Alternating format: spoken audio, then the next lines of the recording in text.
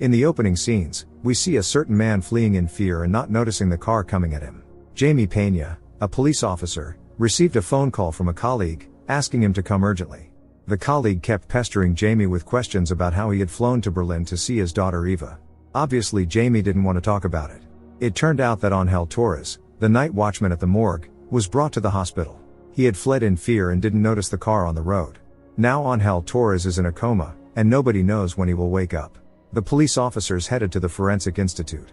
A few minutes before the accident, Angel Torres called the police, but he hung up almost immediately. According to the registration log, a body belonging to Mica Villaverde disappeared from the morgue. She had passed away of a heart attack the day before. All surveillance cameras were simultaneously disabled, except for one. The recording shows the guard running away. Jamie ordered the officers to seal off the building. He is certain that someone broke into the morgue, although there are no signs of forced entry. Furthermore, someone changed the access code to the security room.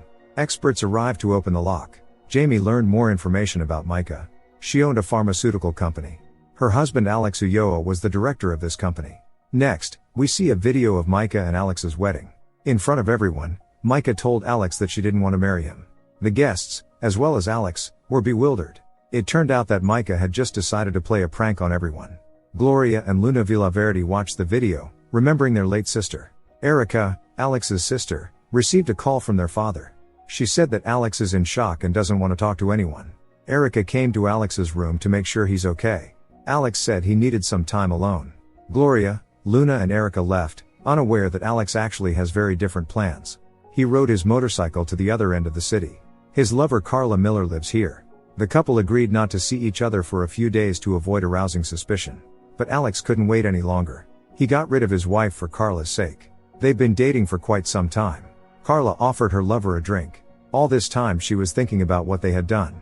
Alex's phone rang. Alex didn't answer, thinking that someone wanted to express condolences again. But Carla said that no one would call about that at such a late hour. Alex finally answered the phone. Inspector Jamie Pena told Alex that his wife's body had disappeared.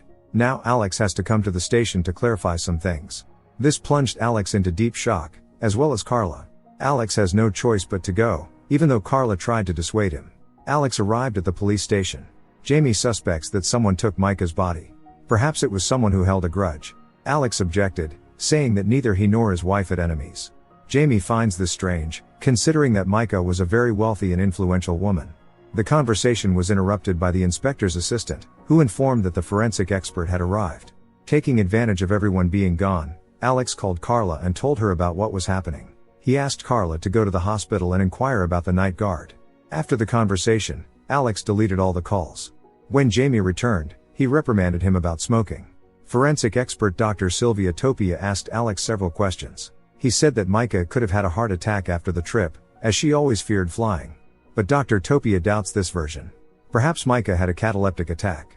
Everyone assumed she had passed away, but that's not necessarily true. She could have regained consciousness and left. Jamie on the other hand continues to believe that someone broke into the morgue and took Mica. Suspicion immediately fell on Alex. Later, Jamie and Dr. Topia, being old friends, had a heart-to-heart conversation. Sylvia worries about him.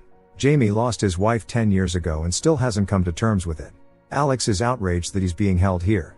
The inspector said that until they figure out everything they need, no one is going anywhere. Alone in the office room, Alex heard strange sounds and saw that the door leading to the morgue was open. Alex went there. On one of the tables were Mica's belongings, but there were a few things missing among it.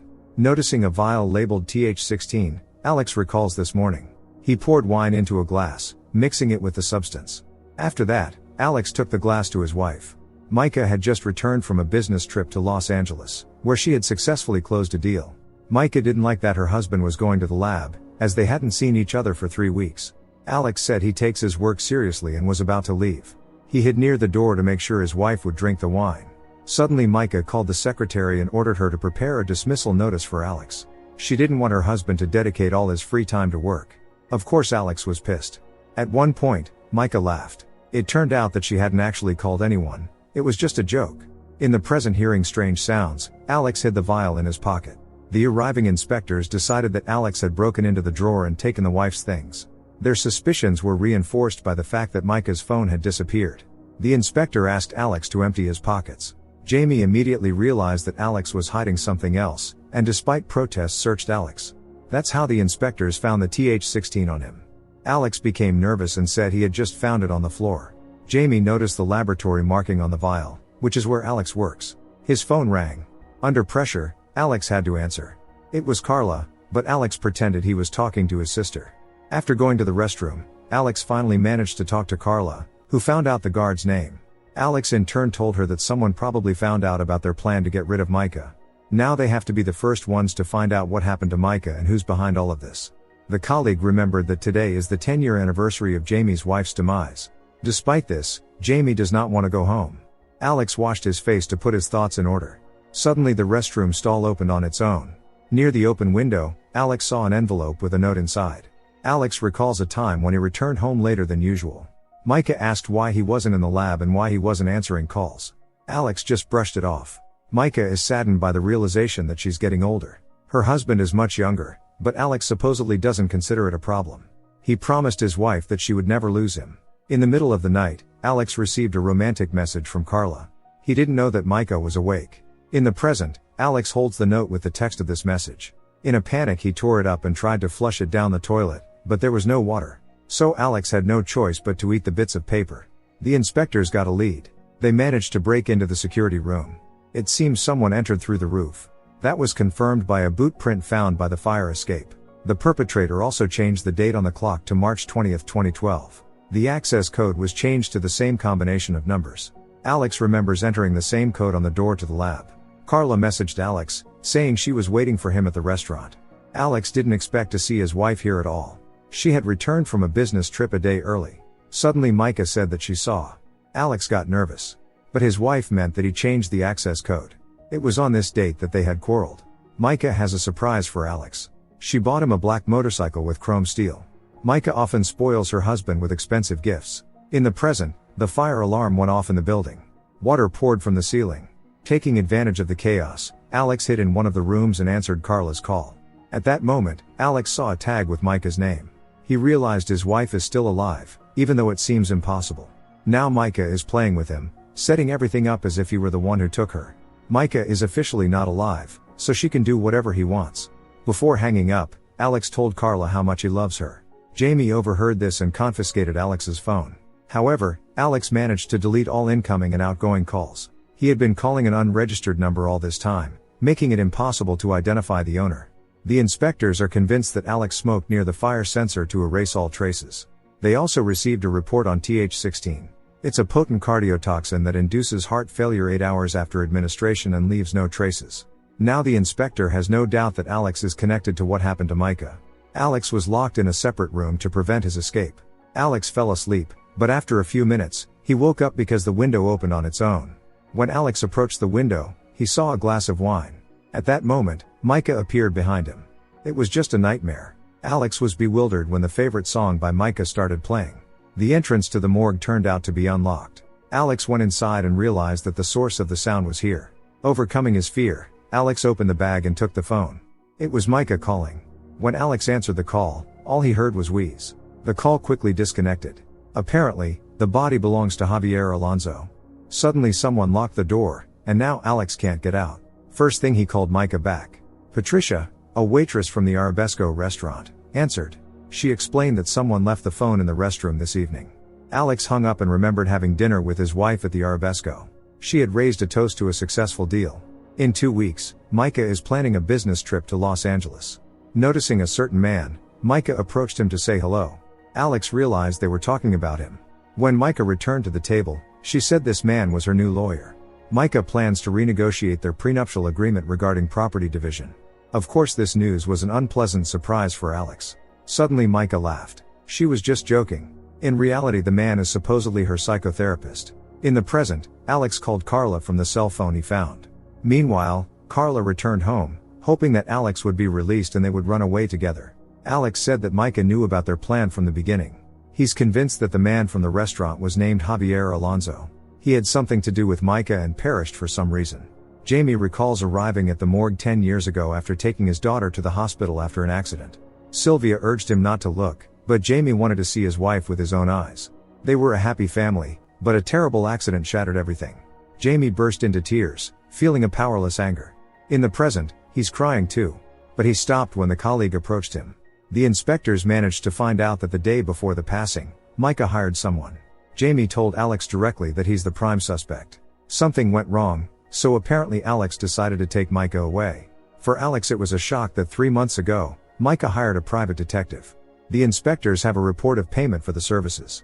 If Micah caught her husband cheating, he would have gotten nothing in the divorce, according to the prenuptial agreement. In Jamie's opinion, that was Alex's main motive. Learning that the private detective is named Javier Alonso, Alex led Jamie to the morgue, but by that time someone had already replaced the nameplate.